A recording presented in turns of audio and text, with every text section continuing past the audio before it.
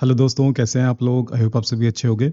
दोस्तों, आज के वीडियो में हम लोग HTML के अंदर टेबल क्रिएट करना सीखेंगे। तो यहाँ पर आप एक टेबल देख सकते हो। ओके, तो अगर हम टेबल के स्ट्रक्चर के बारे में बात करें तो टेबल में हमारे पास कुछ रोज होती हैं और कुछ कॉलम्स होते हैं। तो यहाँ पर अगर हम बात करें तो ये हमारा फर्स्ट रो है, ये सेकंड रो है, ये थर्ड रो है और ये फोर्थ रो है। और यहाँ पर हमारे पास कुछ कॉलम्स हैं, जैसे कि ये नेम कॉलम है, ये ईमेल कॉलम है और ये एज कॉलम है। यहाँ पर नेम, ईमेल और एज ये टेबल की हेडिंग्स हैं और इन हेडिंग्स के नीचे जो कॉलम्स आ रहे हैं ये इनकी वैल्यूज हैं। मतलब नेम कॉलम के नीचे नेम्स आपको देखने को मिल रहे हैं, जॉन डोई, मार्क डोई, कैली। ईमेल हेडिंग के नीचे आपको ये ईमेल एड्रेस दिखेगा, john@example.com, mark@example.com, kelly@example.com। और एज हेडिंग के नीचे यहाँ पर आपको एज की वैल्यूज देखने को मिलेंगी। तो ये स्ट्रक्चर कैसे क्रिएट करते हैं, तो इसके लिए मुझे एक फाइल क्रिएट करना होगा। तो यहाँ पर मैं एक फाइल क्रिएट कर लेता हूँ, topic8.html। सो यहाँ पर पहले अपना स्टार्टर कोड ले आते हैं, HTML टेबल। तो टेबल क्रिएट करने के लिए सबसे पहले हमें टेबल टैग का यूज़ करना होता है।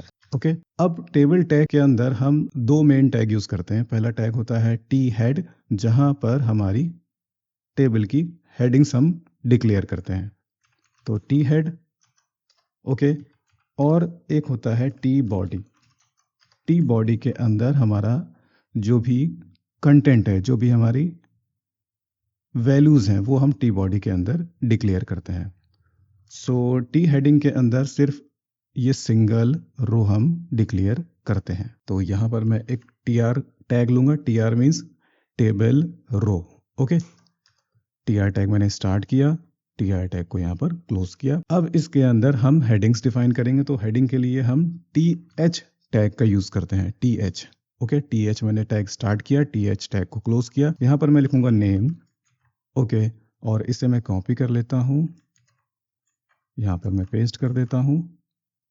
और इसके बाद यहाँ पर हमारा अगला हेडिंग होगा ईमेल, और इसके बाद यहाँ पर अगला हेडिंग होगा एज। ओके, तो यहाँ पर हम लोगों ने अपनी हेडिंग्स डिफाइन कर ली हैं। अब टी बॉडी में जाएंगे, यहाँ पर फिर से हम TR लेंगे। तो TR टैग से क्या होगा कि हमें एक रो मिल जाएगा। अब इस रो के अंदर हम अपने कॉलम्स डिफाइन करेंगे। तो टी बॉडी के अंदर हम TH नहीं यूज़ करते हैं, क्या यूज़ करते हैं? TD, table data. तो यहाँ पर इस कॉलम के अंदर हम एक वैल्यू कैसे डिक्लेयर करेंगे, तो इसके लिए हम क्या करेंगे, TD टैग का यूज़ करेंगे, टेबल डेटा टैग, और इसके अंदर हम वैल्यू दे देंगे जॉन डोई। ओके, अब हमें अगला कॉलम डिफाइन करना है, तो हम इसे कॉपी करेंगे, कॉपी करके पेस्ट करेंगे। मैं इसे कॉपी कर लेता हूँ, यहाँ पर हमारा ईमेल डिक्लेयर हो जाएगा। ईमेल मैंने यहाँ पर डिफाइन कर दिया। अब हम फिर से इसे कॉपी करेंगे, यहाँ पर पेस्ट करेंगे। अब हमें क्या करना है, नेक्स्ट कॉलम में एज यहाँ पर देना है। ओके, तो यहाँ पर हमारा एक ये TR यानी कि रो डिक्लेयर हो गई। और अब अगर हम इसे ओपन करें, तो मैं इसे ओपन कर लेता हूँ, ओपन विद गूगल क्रोम। सो यहाँ पर हमारी टेबल ओपन हो गई है। अब यहाँ पर बॉर्डर नहीं दिख रहा है, तो इस वजह से थोड़ा ये वियर्ड लग रहा है। तो मैं एक काम करूँगा, मैं यहाँ पर जाऊँगा और बॉर्डर के लिए हम क्या करते हैं, बॉर्डर के लिए हम बॉर्डर एट्रीब्यूट का यूज़ करते हैं। ओके, और लिख देंगे यहाँ पर 1। और अब हम जब यहाँ पर रिफ्रेश करेंगे तो यहाँ पर आपको बॉर्डर देखने को मिलेगा। तो अब अगर हमें एक और रो डिफाइन करनी है, तो हम क्या करेंगे, TR को कॉपी करेंगे, ठीक है, एक, और यहाँ पर पेस्ट कर देंगे। तो यहाँ पर हम लोगों ने एक दूसरा रो डिफाइन कर लिया है, और उस रो के अंदर ये हमारे कॉलम्स हो गए, ठीक है, टेबल डेटा।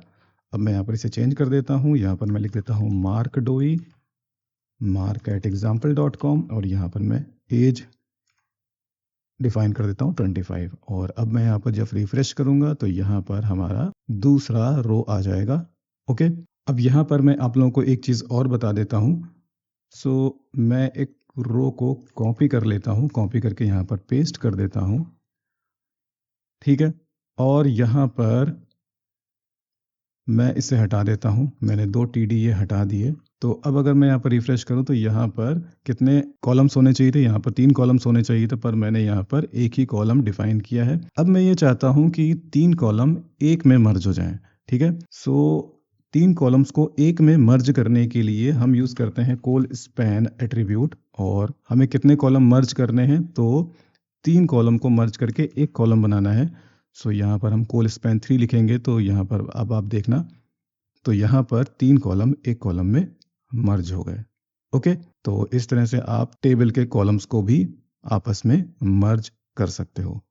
ओके, अब काफ़ी सारे लोग ऐसे होते हैं जो कि टी हेड और टी बॉडी टैग को यूज़ नहीं करते हैं। तो अगर हम इन टैग्स का यूज़ नहीं करेंगे टेबल डिफाइन करने के लिए तो कोई फ़र्क नहीं पड़ेगा। ठीक है, मैंने यहाँ पर रिफ्रेश करा तो आप देख सकते हो कि यहाँ पर कोई भी फ़र्क नहीं पड़ा। सो यहाँ पर फॉर एसईओ पर्पस मैं आपको रिकमेंड करूँगा कि आप टी हेड और टी बॉडी टैग का यूज़ ज़रूर से ज़रूर करें।